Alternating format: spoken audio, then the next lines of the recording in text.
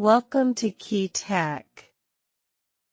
Please describe this channel if you are interested in today's video. On October 9, 2025, China's Ministry of Commerce issued two announcements strengthening export controls on rare earth-related items.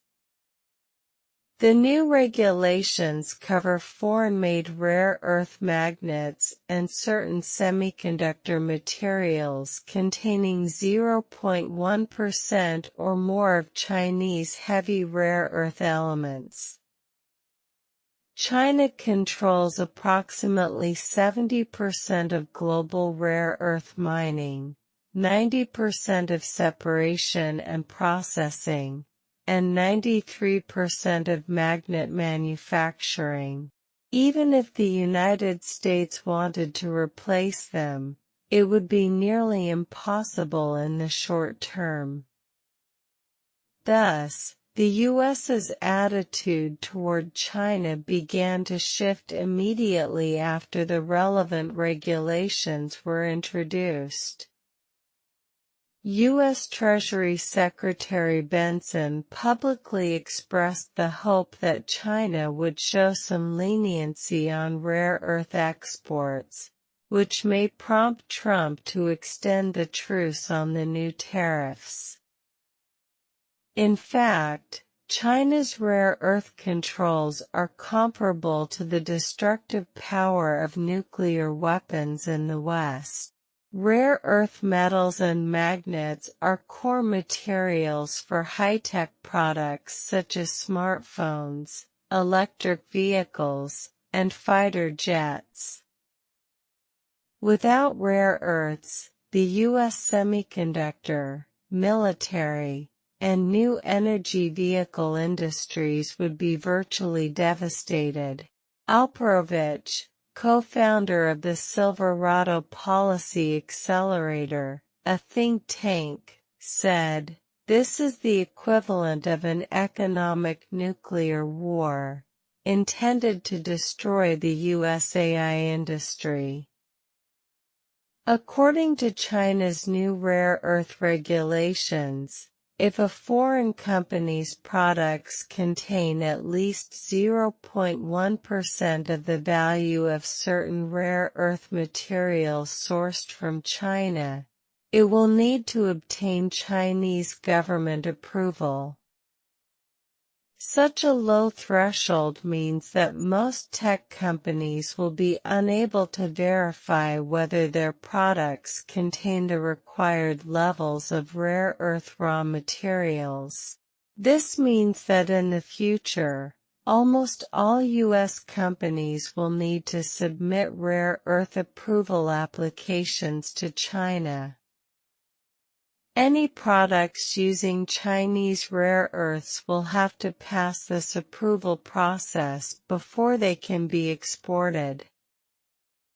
This is not the first time the U.S. has postponed tariff measures against China due to rare earth issues.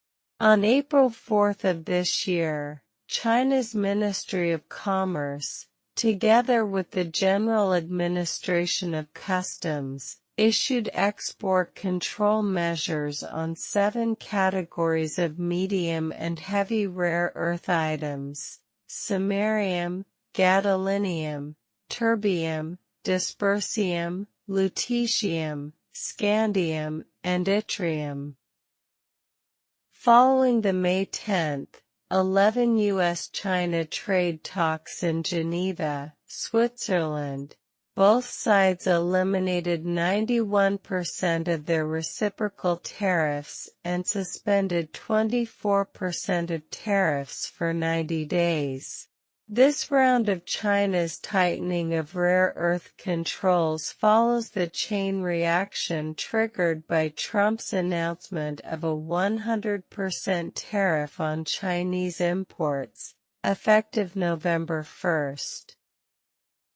According to a recent Goldman Sachs research report, by the end of this year, approximately 55% of the tariff costs will be passed on to U.S. consumers, with businesses bearing approximately 22%. This could also push U.S. inflation to 3%. The U.S.'s so-called reciprocal tariffs are actually driving up the cost of living for the American people. Therefore, resolving the rare earth supply issue has become a top priority for U.S. policymakers. Benson's call for China to give a break on the rare earth issue is, frankly, a sign of capitulation. Trump quickly reversed course, announcing that China and the U.S. will hold a new round of talks in South Korea at the end of this month.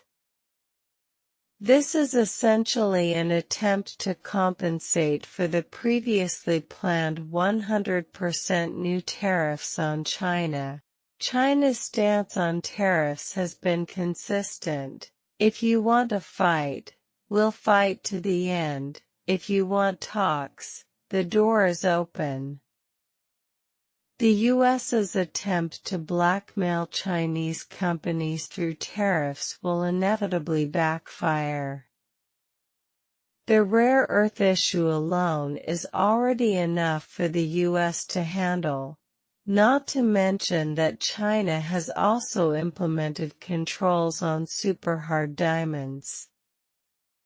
It appears that the U.S. will continue to exert pressure on the chip sector before the high-level U.S.-China meeting at the end of the month. This approach doesn't mean the U.S. side has seized the initiative, but rather that it wants to gain more bargaining chips to demonstrate its advantage before the negotiations.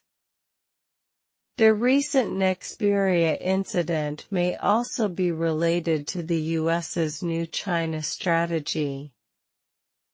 The suspense now lies on November 1st.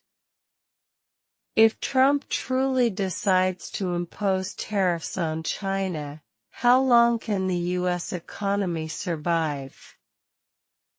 If rare earth controls are upgraded, what impact will they have on the U.S. military and semiconductor industries?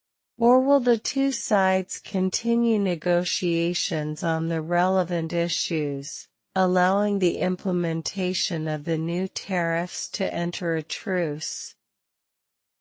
We will likely only find out by the end of this month, but one thing is certain.